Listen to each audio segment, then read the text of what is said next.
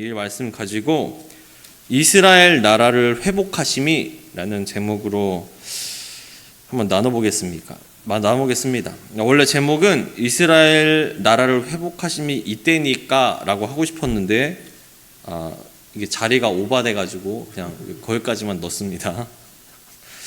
우리 지난주에 이제 1장 8절로 나눴었죠. 이제 사도행전의 어떤 핵심 구절이라고 불리우는 1장 8절로 이제 권능과 증인에 대해서 좀 개념적으로 나누었습니다. 오늘도 좀 개념적으로 들리실 수도 있는데요. 근데 이렇게 하는 이유는 이제 1장의 앞부분이 서론격이라서 그런 성격이 있기 때문에, 서론적인 성격이 있기 때문에 그런 것도 있고, 이제 앞에서 이 어떤 그 개념적인 거를 잡고 이제 뒤로 가야지 그 모든 것이 더 쉽게 이해가 되실 것입니다. 이제 그렇게 생각해서 한번 말씀을 준비해 왔습니다. 우리 지난 시간 권능과 증인이라는 제목으로 나눌 때에 왕과 외교관 이런 식으로 이제 비유해서 말씀을 드렸습니다. 하나님께서 왕의 권세를, 예수님께서 왕의 권세를 받으셨고, 우리는 그 왕이신 예수님의 부름을 받아 이제 또 보냄을 받아지는 왕의 어떤 권능을 받고, 세상 가운데에서 우리 왕이 어떤 왕이신지, 우리 왕의 나라가 어떠한 나라인지 그거를 증언하면서 살고 있는 증인이다 라고 우리가 말씀을 나누었었죠. 그래서 우리가 하는 행동들, 우리가 갖는 소망들, 삶의 방향들, 그 모든 것을 갖고 우리가 살아가는 것만으로도 우리의 왕이 어떤 분이신지, 사랑이 넘치시는지 아니신지, 그거를 우리의 모든 전 인격과 삶을 통해서 하나님이 어떤 분이신지를 나타나게 되는 그런 존재 자체가 증인인 사람이라고 우리가 나누었습니다. 이 땅에 살아가는 것 자체가 증언하고 있는 거죠. 하나님께서 어떤 분이신지. 우리가 그런 말씀을 나누었습니다. 그런데 그 1장 8절을 나눌 때에 우리가 이것을 사도행전의 말씀을 더 깊이 알기 위해서 이제 6절부터 또 볼 필요가 있습니다. 그것이 무엇이냐면 질문입니다. 질문. 어떤 1장 8절의 대답은 어떤 질문이 있어서 나왔어요. 그 질문이 뭐냐면, 예수님, 이스라엘 나라를 회복하심이 지금입니까? 지금이 그때입니까? 라고 물어보는 질문이죠. 제자들도 그렇고 이스라엘 사람들은 다 민족적으로 모든 사람이 다 이스라엘 나라의 민족적 회복을 꿈꿨습니다. 이스라엘 나라가 정말 하나의 나라로서 독립되어지는 것, 하나의 민족 국가로서 바로 서는 것, 이것을 꿈꿨습니다. 예전부터. 근데 이스라엘 역사를 보면은 그럴만도 해요. 왜냐하면 그들의 역사책을 보면 애굽 시대가 있었죠. 옛날에 애굽 시대가 있었습니다. 그리고 나서 사사기 때도 평화롭게 살지 못했죠. 그때는 광야 생활이 있었고, 사사 시대 때도 여러 가지 블레셋이나 그 다른 주변 민족들로 인해서 평화롭지 못했습니다. 그리고 바벨론도 있었고, 아수르도 있었고, 바사도 있었고, 이제 페르시아죠, 바사도 있었고, 그리고 지금 이 신약 시대에는 로마의 지배를 받고 있습니다. 그러니까 아주 먼 그 고래적 조상 때부터 계속해서 자유롭지 못한 그런 민족, 그런 나라였습니다. 그러한 자들이 계속해서 어떤 자신들의 민족 그 국가가 정말 바로 섰으면 좋겠다, 딱 단일 국가로 바로 섰으면 좋겠다 하는 그런 마음을 갖고 있었고, 그리고 그런 예언도 있었습니다. 무엇이냐면 구세주가 오셔가지고 우리를 구원해 주실 것이다, 그러니까 구원자가 나타날 거다 나중에 라는 예언이 계속해서 있었죠. 그래서 그들은 자신들을 억누르고 있는, 그러니까 애굽에서, 바벨론에서, 아수르에서, 페르시아에서, 로마에서 계속해서 우리를 해방시켜줄, 우리 민족을, 이스라엘 민족을 구원시켜줄 어떤 지도자를 늘 기다려 왔습니다.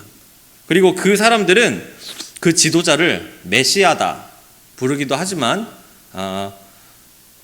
어떤 다른 말이 있습니다. 이제 신학적으로 배우는 건데요. 이거는 그 선지자라는 게 있습니다. 그 선지자. 자, 그게 뭐냐면 우리 한번 잠깐만 볼게요. 신명기 18장 15절입니다. 여기 다시 돌아와야 되니까 표시해 주시고요. 신명기 18장 15절. 네, 신명기 18장 15절. 구약 291면입니다. 291면. 291면. 291면. 신명기 18장 15절. 자, 신명기 18장 15절. 자, 우리 한 목소리로 읽겠습니다. 시작. 내 하나님 여호와께서 너희 가운데 내 형제 중에서 너를 위하여 나와 같은 선지자 하나를 일으키시리니 너희는 그의 말을 들을지어다. 아멘. 모세가 이제 마지막 말이죠. 신명기가 모세가 하는 그때에 하나님께서 너희 중에서, 그러니까 이스라엘 민족 중에서 나와 같은 선지자 하나를 세우실 것이다. 너희는 그의 말을 들으라 라고 써 있었죠. 너희는 그의 말을 들어라. 이 나와 같은 선지자라는 게 있습니다. 그러니까 모세 같은 선지자인 거죠. 그러니까 이 사람들은 제가 아까 구약에 말씀드린 이렇게 두껍잖아요. 지금 신명기와 이 사도행전 사이가 이렇게 두껍잖아요. 그 사이의 모든 역사 가운데에 모세가 말한 선지자가 언제 올까를 기다렸습니다. 모세와 같은 선지자가 뭘까요? 그죠? 네, 예수 그리스도를 말씀하는 겁니다. 근데 이 유대인들의 머릿속에서 모세와 같은 선지자는 뭐냐면 우리나라가 애굽의 노예로 있었어요. 그것도 엄청 힘들게 벽돌을 만들어가면서 엄청 힘들게 노예에 있었어요. 근데 하나님께서 어떤 한 사람을 보내셔서 10가지 재앙을 일으켜가지고 말도 안 되는 그 힘으로 그 엄청 큰 이집트 국가에서 자기 민족들을 구원해 준 거예요. 그 홍해가 갈라지는 기적도 보면서. 그래서 광야에 갔는데 광야에 먹을 게 없잖아요. 먹을 게 생기고 물이 없잖아요. 반석에서 물이 나오고 하는 그런 민족 구원의 선지자를 말하는 겁니다. 그러니까 영웅이죠. 민족 구원 영웅. 이것을 말하는 것입니다. 그러니까 그 선지자를 말하는 것이죠. 그래서 그 선지자를 기다릴 때에 요한복음 1장에서 이건 찾아보지 않고 제가 말씀드리겠습니다. 요한복음 1장에서 레위인들이 제사장들이 이제 세례 요한한테 가서 이렇게 말하죠. 요한이 드러내어 말하고 숨기지 아니하니 드러내어 하는 말이 나는 그리스도가 아니라 한데 또 묻되 그러면 누구냐? 네가 엘리야냐? 이르되 나는 아니라. 또 묻되 내가 그 선지자냐? 대답하되 아니라 라고 말합니다. 그러니까 뭐라 물어보냐면 세례 요한 네가 그 엘리야냐? 옛날에 예언되었던 그 다시 오는 엘리야냐? 저는 아니요. 그러면은 그 선지자냐? 네가? 아니요. 이렇게 말했다는 거죠. 엘리야랑 선지자에 대해서 말을 하고 있죠. 그리고 이전에 전도사님께서 이 마태복음 강해 중에 해주셨는데 영광스러운 모습으로 변화되실 때에 그때에 이런 말씀이 있습니다.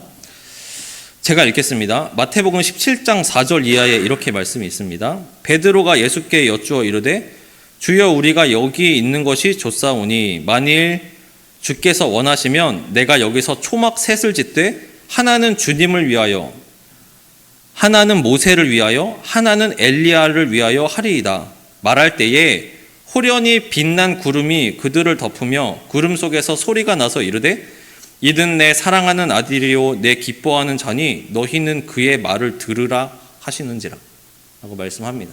여기 등장인물이 누가 등장하냐면 진짜 살아있는 건 아니지만 모세, 엘리야 그리고 그 변화된 예수님의 모습 그 초막셋을 짓는다고 하죠.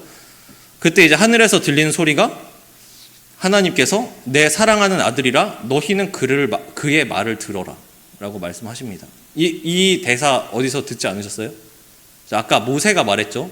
나와 같은 선지자를 보낼 거니까 너희는 그의 말을 들으라. 이 부분에서 이 예수님의 그 변화된 모습을 본 그들은 그 선지자가 예수님이 맞구나 라고 생각했을 겁니다. 그걸 모세, 엘리야가 등장하고 하늘로부터 소리가 있는데 그의 말을 들을지어다. 그의 말을 들어라.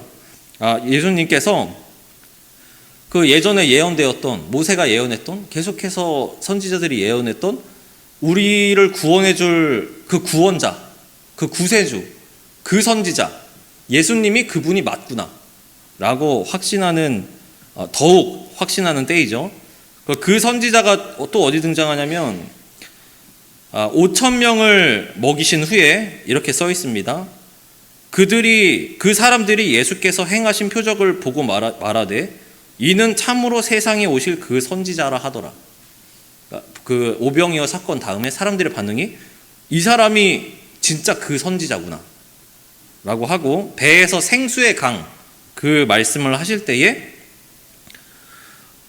이 말씀을 들은 무리 중에 어떤 사람이 이 사람이 참으로 그 선지자라 이렇게 말을 합니다. 근데 그리고 나서 아니 그리스도가 어찌 갈릴리에서 나오겠느냐 하는 막 분쟁이 생기죠. 이 사람이 그 선지자 아니야? 라고 누가 말하니까 에이 말이 되냐? 어떻게 시골에서 나오냐? 라고 하는 논쟁이 생기죠.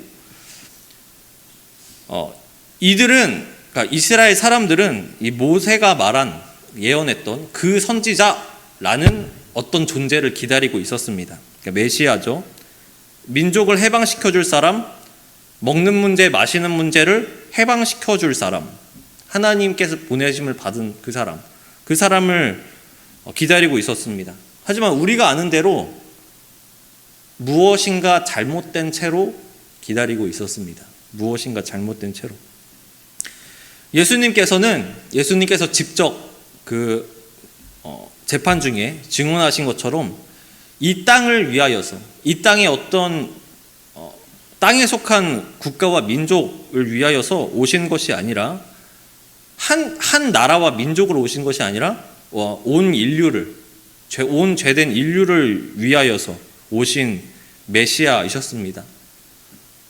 애굽의 압제에서, 로마의 압제뿐만 아니라 그것을 넘어서서 모든 인류가 지고 있는 죄라는 억눌림에서 해방시키시기 위해서 오신 것이죠.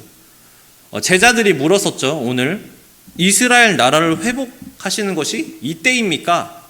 라고 하는 질문은 칼빈이 말하기를 하나부터 열까지 다 잘못된 질문이다 라고 그렇게 쓰여 있습니다. 모든 게 다 잘못된 질문이다. 이스라엘 나라의 진정한 의미는 무엇이냐면, 예수님, 우리 민족, 이 땅의 국가, 여기를 언제 회복시키실 겁니까? 아까 말씀드린 대로 그 민족적 영웅이 언제 돼주실 겁니까? 라고 하는 것은 잘못된 것이고, 본래 그 질문의 의미는 무엇이어야 하냐면, 이스라엘 나라라는 것은 제사장 나라죠. 그 제사장 나라는 게 뭐냐면 하나님의 복이 그들을 통해서, 제사장을 통해서 사람들에게 뿌려지는 것처럼, 그들에게 주어지는 것처럼 이 제사장 나라는 하나님의 백성으로서 그들을 통하여서 온 이방의 축복이, 하나님의 복이 흘러가는 그 복의 통로를 말씀하는 것입니다. 그러니까 하나님께서 회복하시는 하나님 나라, 이스라엘 나라, 제사장 나라는 그러한 의미이죠. 본래 사람이 타락 전에 갖고 있었던, 본래 가지고 있었던 그 복의 역할, 복의 통로의 역할, 그것을 회복시키시는 것이 본래 하나님 나라의 회복입니다. 제자들도 성령이 오시기 전에는 이것을 깨닫지 못하고 있었습니다. 성령이 그 속에 오셔서 증언을 하시는 분이시기 때문에 그 증언을 알고 나서야 그들이 올바로 믿게 되었습니다. 이스라엘 나라 회복은 하나님 나라 백성의 회복을 말하는 것이라고 했었죠. 그러면 회복돼야 되면 어떻게 해야 될까요? 이스라엘 나라, 하나님 나라가 회복되는 게 이때입니까? 너희는 그거를 거기까지는 알 건 없다. 그러면 어떻게 해야 되냐? 성령을 받고 가서 전해라. 이게 대답입니다. 무엇이냐면 하나님 나라를 회복한다라는 게 무엇이냐면 복음을 전해서 그 사람이 교회가 되게 한다. 하나님 하나님을 떠났던 그 자들이 하나님께 돌이켜져서 한 교회가 된다라고 하는 것이 하나님 나라의 회복입니다. 그 방법으로서 전도라는 게 필요한 거죠. 성령이 오셔서 전하게 하는 걸 필요한 거죠. 이제 많이 들으셨을 텐데 교회라는 말이 원어적으로 에클레시아라는 말입니다. 교회가 헬라어로. 이 말은 원래 뭐냐면 모임을 말하는 건데요. 그러니까 소집하다, 불러 모으다. 이게 원래 교회의 원래 의미입니다. 여러분 지금 소집된 사람들입니다. 불러 모아진 사람들입니다. 세상 가운데서 따로 구별돼서 불러 모아진 사람. 죄된 인간을 다시 불러 모아서 하나님의 교회로, 그러니까 이 건물 교회를 말한 게 아니라 나라는 하나님이 내 안에 모셔져 있는 하나의 교회로 회복시키시는 것. 이것이 이제 복음 전함의 사역이고 이제 사도행전이 그렇게 해서 시작된다는 것이지요. 하나님 나라의 회복이 바로 이것입니다. 복음에 전해지는 것. 근데 백성들을 다시 불러 모으시는 거, 다시 소집하시는 거, 이거에 어떤 의미가 있습니다. 우리가 어디부터 생각해야 되냐면 완전 처음으로 돌아가야 합니다. 우리는 원래 타락하여서 하나로 불러 모을 수 있는 존재가 아니에요. 자, 어떻게 볼 수 있냐면 아담과 하와가 에덴 동산에서 범죄했습니다. 그리고 어떻게 됐나요? 쫓겨났잖아요. 에덴 동산에. 그렇죠? 에덴 동산에서 쫓겨났습니다. 그리고 나서 가인과 아벨 얘기가 나오죠. 가인이 동생 아벨을 죽였습니다. 그리고 그 결과로 어떻게 됩니까? 땅에서 유리하는 자가 됩니다. 계속 돌아다니면서 방황해야 되는 사람이 됩니다. 내쫓아졌죠? 방황하게 됐죠. 그리고 이제 노아 홍수 사건이 있어서 이제 심판을 받고, 그 다음 바벨탑 사건이 등장합니다. 바벨탑 사건 때 이렇게 말하죠. 서로 말하되 자 벽돌을 만들어 견고히 굽자 하고 이에 벽돌로 돌을 대신하여 역청을 진흙으로 대신하고, 또 말하되 자 성읍과 탑을 건설하여 그 탑 꼭대기를 하늘에 닿게 하여 우리 이름을 내고 온 지면에 흩어짐을 면하자 라고 말을 합니다. 이 굳이 들어간 부분이 있는데 무엇이냐면 우리는 벽돌 만들 기술력이 있다라는 겁니다. 우리 기술력이 있잖아. 우리 사람들이 많고 벽돌을 만들 수 있는 기술력, 탑을 쌓아서 하늘에 닿게 할 수 있는 기술력, 큰 성읍을 만들 수 있는 기술력이 있잖아. 그래서 그것을 만들자. 그래서 탑이 하늘 꼭대기에 닿아서 우리의 이름을 내게 하고 흩어짐을 면하자라고 말을 합니다. 이제 먼저는 생육하고 번성하라라는 명령에 위반되지요. 그러니까 뭐냐면 하나님에게서 쫓겨났고 방황하게 되었습니다. 흩어짐을 면할 수가 없는 거죠. 그리고 왜 흩어짐을 면하자라는 말이 나왔냐면 그 전 사건을 보면 알 수 있죠. 바벨탑 전 사건이 뭐냐면 홍수입니다.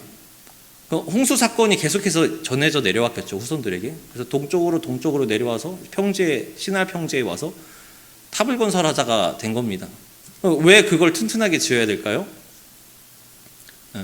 막아야 되니까. 우리는 기술력이 있어. 우리는 벽돌을 만들 기술력이 있어. 우리의 이름을 높이 내자. 그리고 막자.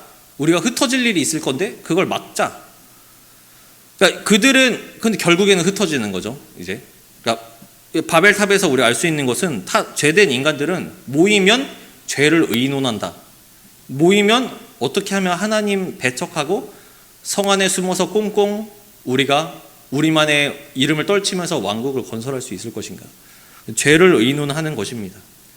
그리고 진짜 무서운 것은, 죄악의 진짜 무서운 것은 우리 하나님 영광을 위해서 이 땡볕에 큰 벽돌을 만들어서 탑을 쌓자 뭐 이런 게 아니라 하나님을 배척하고 우리만의 세상을 만들기 위하여서 힘을 쏟자, 내 명성을 위하여서 힘을 쏟자 라고 벽돌 만들고 건물 만드는 게 쉽겠습니까? 엄청 어렵겠죠. 그 힘이 나옵니다. 근데 내 명성을 생각할 때에 나의 그 생존을 하나님의 어떤 심판으로부터 자신들의 들었던 그 그리고 나의 명성을 드높이고자 할 때에 정말 힘든 일이라도 그 힘이 나오는 거죠. 죄악된 본성 때문에 말입니다. 하지만 결국 흩어짐을 당했습니다. 타락 후 사람의 역사가 이렇습니다. 쫓겨나고 흩어지고 유리하게 되고 결국에 흩어지고 하는 것이 타락한 사람들의 역사이지요. 하지만 하나님께서는 이제는 그걸 회복시키시는 겁니다. 쫓겨나고 방황하고 유리하게 되고 흩어질 수밖에 없는 타락한 사람의 존재를 다시 회복시키시는 거죠. 어떻게 해요? 우리가 아는 대로 서로 교제하고 사랑하면서 하나 되게 하시는 그 회복으로 우리를 이끄시는 겁니다. 반대로 되는 거죠.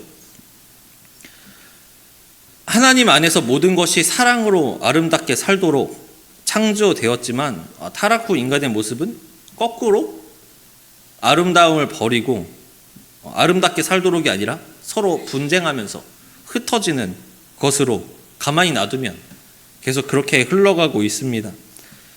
이제 사람이 생육하고 번성하는 것은 본래는 아름다운 의미였죠. 근데 타락한 이후에 사람이 생육하고 번성한다는 것은 죄가 더 멀리 퍼지고 더 많아진다라는 것과 같은 말이 돼버렸습니다. 생육하고 번성한다는 것이.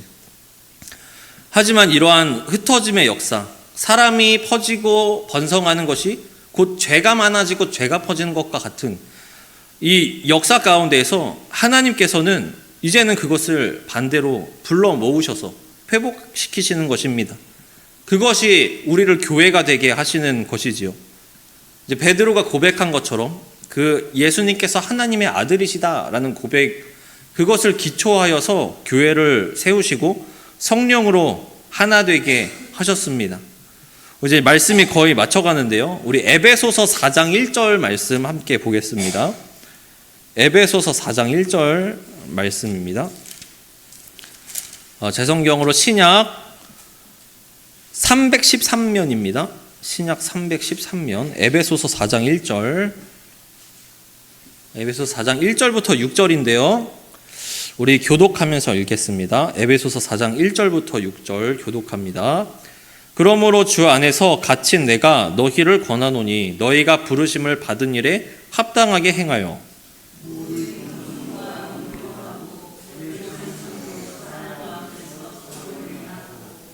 평안에 매는 줄로 성령이 하나 되게 하신 것을 힘써 지키라.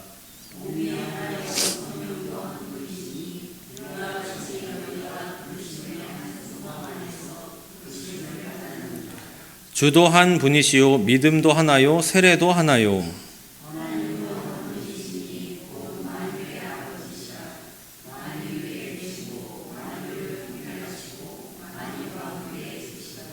아멘. 자, 우리가 부르심을 받았다라고 말씀하시고 하나다 한 분이다라는 말이 계속 반복되죠. 우리가 읽을 때에 이 자리에 앉아 있는 여러분들, 우리는 원래 분열하고 배척하고 분쟁이 일어날 수밖에 없는 죄된 존재입니다. 우리 생각해 보면 저랑 어떤 성도님이 목사님과 어떤 성도님이 사역자끼리 예수님 아니면 어디서 어떻게 하나가 되었을까요? 도저히 상상이 안 되죠. 교회라는 것이 참 독특하죠. 어린아이부터 정말 어르신까지 한 공동체입니다. 이런 곳이 세상에 어디 있습니까? 말이 안 되죠. 교회라는 곳은 성령으로 하나 되었고 한 몸이기 때문에 그것이 가능합니다. 하나님 나라가 회복된 것이지요. 그런 것을 따질 필요도 없고 그런 어떤 분쟁이나 논란이 있을 필요도 없습니다. 하나님 나라 안에서는 말입니다. 그런데 우리는 죄된 습성이 아직도 있죠. 우리가 이 교회에, 내가 교회라는 것, 이 교회에 있다는 것, 그리고 내 옆에 신앙의 동반자가, 신앙의 동역자가 있다는 것 자체가 내가 교회로 회복되었다라는 증거나 마찬가지입니다. 우린 각자가 증인이고 이 사람도 증인이기 때문입니다. 우리 각자가 하나님 나라의 회복이 나에게 일어났다는 증거인 것이죠. 나와 옆 사람이. 그런데 우리는 죄된 습성이 있습니다. 이 땅에 있는 교회이기 때문에 물론 완벽하지 않지요. 그 죄된 습성 중에 하나는 당연히 말씀한 것처럼 분리되고 분쟁하고 흩어지는 습성입니다. 우리가 알아야 할 것은 이제 오늘 말씀에서 읽은 것처럼 3절에 읽은 것처럼 평안에 매는 줄로 성령이 하나 되게 하신 것을 힘써 지키라 라고 말씀합니다. 우리는 가끔 오해할 때가 있는데요. 우리는 하나 되려고 노력하는 게 맞지요. 그런데 그 전에 알아야 될 것은 이미 하나다라는 겁니다. 3절에 써 있는 것은. 3절에 뭐라 써 있냐면 이미 하나 되게 하셨는데 그 하나 되게 하신 것을 지키는 거다라고 말씀합니다. 그러니까 몸 비유로 하면 이런 거죠. 손이 있었어요. 손이 눈이랑 코랑 입이랑 막 심장이랑 머리한테 얘네한테 잘 보여가지고 내 몸 돼야지, 나도 한 몸 돼야지 하는 게 아니라 이미 한 몸이에요. 이미 한 몸입니다. 우리가 가정으로 예를 들어 볼까요? 어떤 엄마, 아빠, 아들, 딸 이렇게 있는데 한 자녀가 막 노력하는 거예요. 뭘 노력하냐면 나도 엄마, 아빠한테 오빠한테 나도 가족 구성원으로 들어가려고 노력해서 인정받아야겠다. 무슨 오디션 봐서 들어가는 것처럼. 그게 가능한 일입니까? 아니죠. 원래 하나잖아요. 원래 한 가족이잖아요. 그래서 아무리 잘못했더라도 아무리 미운 행동을 했더라도 가족이니까 그 가족이 하나니까 그 하나 된 걸 지켜야 되니까 가정을 지켜야 하니까 결국에는 용서하고 품어주게 되지 않습니까? 교회는 이미 한 몸입니다. 이미 하나 되게 하셨고 그거를 힘써 지키는 거죠. 우리는 오해할 때가 있습니다. 물론 성경에서 하나됨을 힘쓰는 구절도 있습니다. 근데 그 전에 알아야 될 것은 이미 하나인 거를 아는 상태에서 이미 하나인 거를 아는 상태에서 우리는 이미 한 몸입니다. 우리를 이 자리 가운데로 불러 모으셨습니다. 그러니까 교회가 되게 하신 것이죠. 이제 오늘 질문, 이스라엘 나라를 회복하심이 이때니까 그 대답대로 우리는 진짜 마지막에 회복이 완성되는 그날이 언제인 줄 알 수 없습니다. 하지만 분명한 것은 그 뒤에 나온 말씀처럼 복음 전함으로 인하여 교회가 되고 그것이 지금 나에게 일어났습니다. 하나님의 부르심을 받아서 성령께서 우리 안에 계시고 그 하나님 나라가 이미 우리 안에 회복이 되었다는 것입니다. 그리고 동시에 사도행전 전반에 나온 것처럼 하나님 나라가 회복된 우리가 그것을 다시 전하게 되는 축복의 통로로서 사용되어진다는 것입니다. 그 증거가 무엇입니까? 내가 여기 있다는 것. 나에게 신앙의 동역자가 있다라는 것입니다.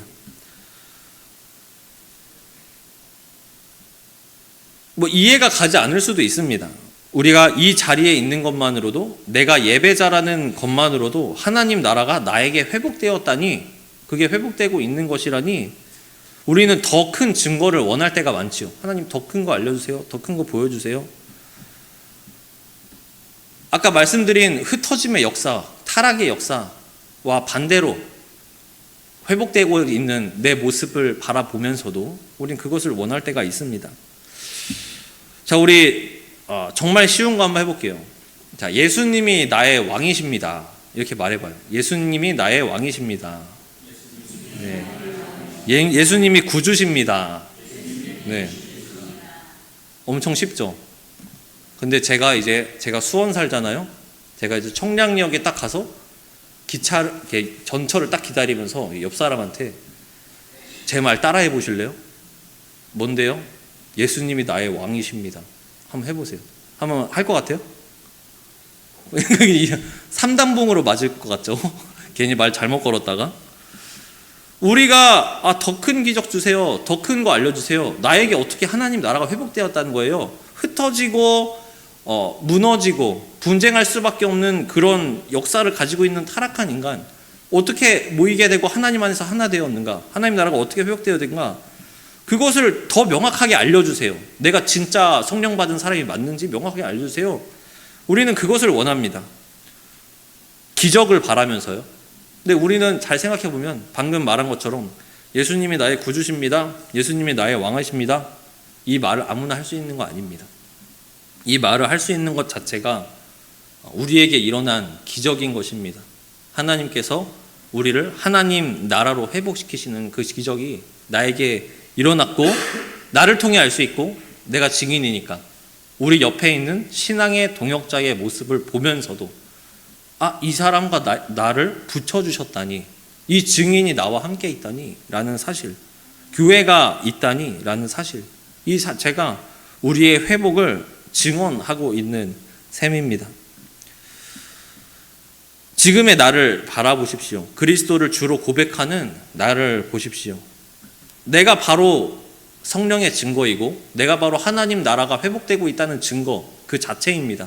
지금 내 모습이 한 성령께서 우리와 함께 하시며 회복시키신 증거입니다. 이제 말씀을 마치겠습니다. 하나님 나라의 회복, 그것을 우리가 온전히 누렸으면 좋겠습니다. 우리가 방금 말한 대로 더 보여주세요, 더 알려주세요. 우리는 지금 이미 우리는 몰라요. 숨을 맨날 나 숨 쉴 줄 안다 이렇게 자랑하지 않는 것처럼 우리는 모릅니다. 신앙생활 오래 한 분들이 많이 앉아있기 때문에 그 하나님 나라 회복이 내 안에서 이미 생생하게 일어나고 있다는 것을 누리고 그것을 기뻐하는 우리가 되기를 바랍니다. 그리고 그 기쁨을 함께 누리는 우리 천흥 공동체 신앙의 동반자들 되기를 바랍니다.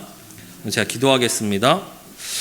하나님, 이스라엘 나라를 회복하심이 이때니까 이 질문에 그 기한은 우리가 알 수 없지만 성령을 받고 우리가 전하게 될 것을, 하나님 나라가 결국에 회복되어지고 그 가운데에 우리가 머리된 그리스도의 몸으로 사용되어진다는 복음 전함에 우리가 통로로 사용되어진다는 말씀을 주셨습니다.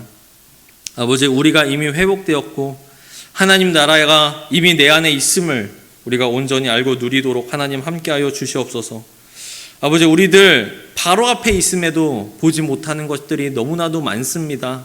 우리가 하나님 나라 회복의 기쁨을 온전히 누리는 나와 우리 천흥 공동체들 다 되도록 하나님 함께하여 주시옵소서. 하나님 나라 회복이 지금 이 순간에도 우리와 함께 있음을 온전히 알도록 하나님 함께하여 주시옵소서. 예수님의 이름으로 기도드립니다. 아멘.